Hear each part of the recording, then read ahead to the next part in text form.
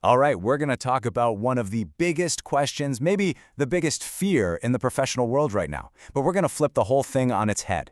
What if the conversation wasn't about AI replacing you, but about AI promoting you? Let's dive in. Will AI take my job? You've heard it, you've probably even thought it. It's everywhere, isn't it? And look, that anxiety is real. It comes from a powerful story we've all been told about what AI is here to do.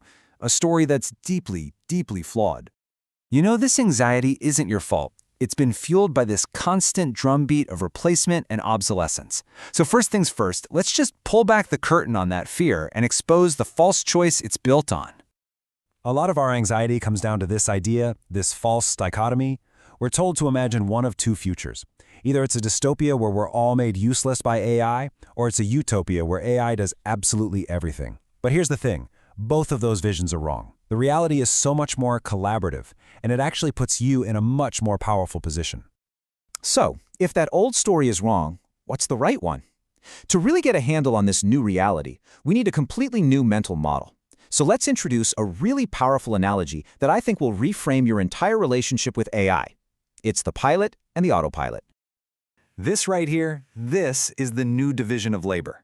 Think about it like this. You're the pilot, and AI is your autopilot. The AI takes on all the draining, repetitive stuff, the initial research, the first drafts, the tedious revisions. But does that make the pilot obsolete? No way. It frees you up to focus on the truly irreplaceable human work, strategy, critical judgment, and creative vision. And this is really the heart of it. AI isn't replacing you. It is promoting you. Your role literally shifts. You go from being a hands-on operator to being the strategic commander, the one who defines the mission and makes the critical calls. Okay, that analogy is great, but how do we actually do it? How do we make this real in our day-to-day work? Well, that brings us to our flight plan, a simple 5-step framework you can apply to any project.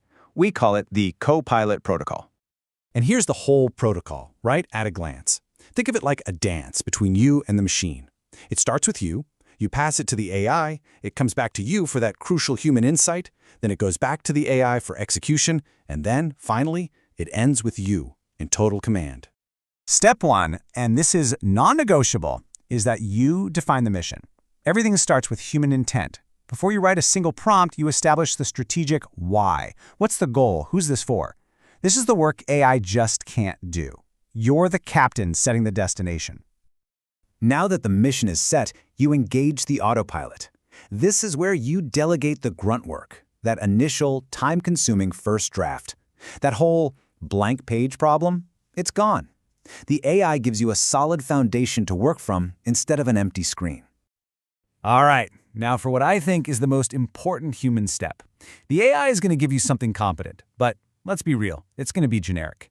Your job is to take back the controls and inject what makes it truly valuable, your unique insight, your experience, your creative flair. This is where you transform the work. And check this out. This is how that strategic insight becomes a command. Notice you're not rewriting it yourself. You're translating your critique into precise, surgical instructions for the AI. You're not the laborer here, you're the director. And this brings us to the most crucial point of all.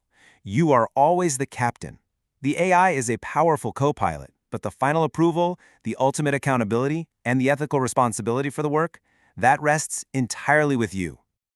So you can start to see, right, mastering this protocol isn't just about a new workflow, it's about a fundamental shift in your professional identity. This is how you transition from being a simple operator, judged on your output, to a strategic commander, judged on your vision and your leadership. So to thrive in the cockpit, you need to learn the language of your co-pilot. Think of this as a new kind of literacy.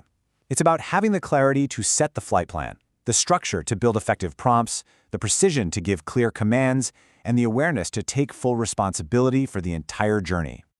So ultimately, this whole thing presents a choice, and it's a pretty simple one. You can be the person who is automated, the one trying to compete with the machine at its own game, which is a race you will lose.